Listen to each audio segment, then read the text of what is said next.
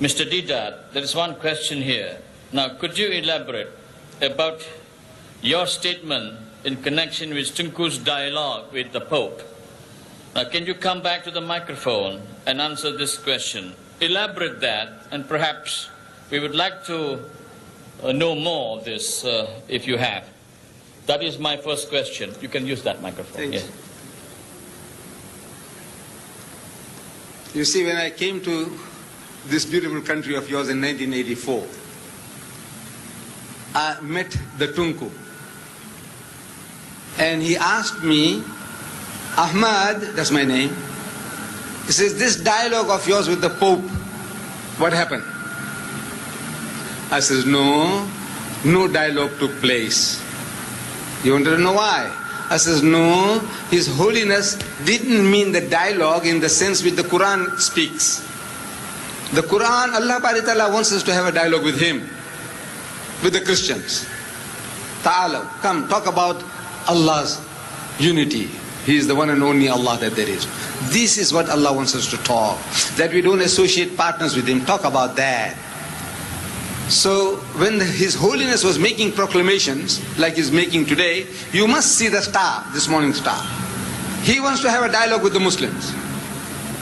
So after many years of waiting, I wrote to His Holiness that I am prepared to come over to the Vatican and have a dialogue with His Holiness. Because the Bible says have a dialogue and the Quran says we must have a dialogue. So there was no reply. So I sent him another letter, there was no reply. So I sent him a telegram. His Holiness the Pope, I sent him a telegram. So I get a response telling me that he's prepared to receive me in private, in his secretariat. So I wrote back asking him, how big is your secretariat? Because this is not a private matter. A dialogue with the Muslims is not a private matter between Ahmad Deedat and the Pope, that I go and enjoy a cup of tea with him and have a nice good time, and he gives me a gilt-edged Bible as a present, and I come and tell the people, I says, you know, I went to the Pope and he gave me tea and he kissed my hands. This is boosting, wanting to boost my ego. What a great guy I am. I said, no, this is not a private matter. The whole Muslim world wants to know, the Christian world wants to know, what are you people talking? So how big is your secretariat? Because 3 plane loads of Muslims are coming from South Africa alone. Youth from Durban, Johannesburg and Cape Town, and from the Middle East, and from the UK. How big is your secretariat? No answer. Again, no answer. Actually, he didn't mean that dialogue. He is telling his people, go and preach to the Muslims. Go and convert them. But he doesn't use the word convert because you're going to react. So the best way is talk about a dialogue. This morning's paper, dialogue. I go to Birmingham delivering a lecture. And in that lecture, I meet Dr. Abdullah Nasif of the Rabita. So he's asking me, Ahmad, what happened about your dialogue with the Pope? So I told him, I says, you know, this was just a hoax. He didn't really mean a dialogue in what sense we understand. What Allah wants us to talk about, no, not about that. So he says, you know, he did it to me too. Dr. Nasif, he says, he did it to me. I said, what did he do? He said, he called me for a dialogue and I went. You know, simple people, he said, and I went. And he goes. He said, they made me to wait at the Vatican in a waiting room. After 10 minutes into another higher grade waiting room, after another 10 minutes still higher grade waiting room, and in comes His Holiness, embraces him, kisses his hand. Fantastic, fantastic gentleman. Say, are you from Egypt? Dr. Nasir says, no, I'm from Saudi Arabia. Meaning that the guy didn't know, or maybe he was expecting somebody from Egypt. So what's the dialogue? He says, you know, you people don't allow us to build churches in your country. And it happens. Saudi Arabia is the only Muslim country in the world where there is not a church.